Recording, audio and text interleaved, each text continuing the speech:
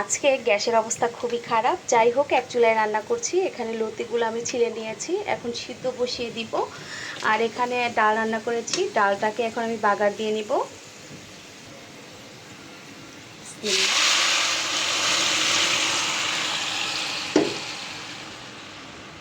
তো আম ডাল রান্না করলাম আজকে।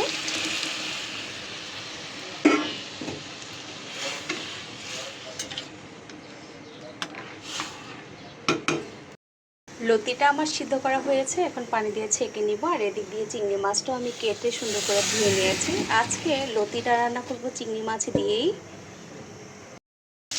আমি চিংড়ি মাছ দিয়ে কোনো তরকারি রান্না করলে তেলের সাথে আগে পেঁয়াজটা দিয়ে তারপর এরকম চিংড়ি মাছটাকে দিয়ে লাল লাল করে একটু ভেজে নিই, তারপরে বাকি মশলাগুলো দিয়ে দিই।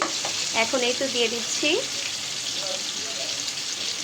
তো এই তো পরিমাণ মতো লবণ দিয়ে দিচ্ছি,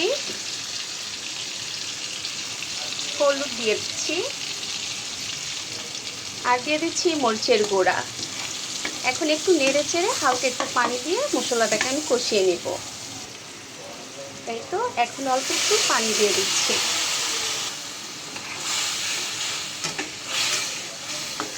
তো এটা মোটামুটি কষানো হলে তেলটা ছেড়ে দিলে আমি আমার লতিগুলোকে দিয়ে দিব। একদম তেল ছেড়ে দিয়েছে, তার মানে ওই মশলাটা খুব সুন্দর করে কষানো হয়ে গিয়েছে। এখন এই তো লতিগুলোকে দিয়ে দিলাম। আর লতিটা যত ভাজা ভাজা হবে খেতে ততই মজা লাগবে। আমি একদম ঢাকনা দিয়ে ঢাকবো না, এভাবে রান্না করব। লতিটা প্রায় হয়ে গিয়েছে। আর এদিক দিয়ে হচ্ছে আমি চাল কুমড়া কেটে নিয়েছি। আজকে চাল কুমড়া ভাজি করব, অল্প একটু লবণ দিয়ে সিদ্ধ করে নেব আগে। এই তো এখানে হলুদ লবণ মরিচ মাখিয়ে নিয়েছি। আর এদিক দিয়ে এখন ভাজার জন্য দিয়ে দিচ্ছি।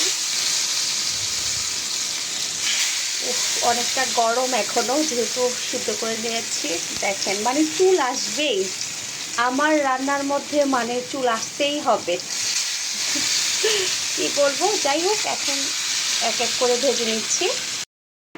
কালকে থেকে ডায়েট করবা? লতি দেখে আর সহ্য হচ্ছে না, তাই তো। তো গাইস, এই তো আমি রান্না করে নিলাম। এখানে এই তো লতি রয়েছে। আর লতিটা আমার মেয়ের অনেক বেশি পছন্দের একটা খাবার। আর এখানে এই তো আমডাল। আমডালটা ও অনেক বেশি পছন্দ করে। আমি দিব?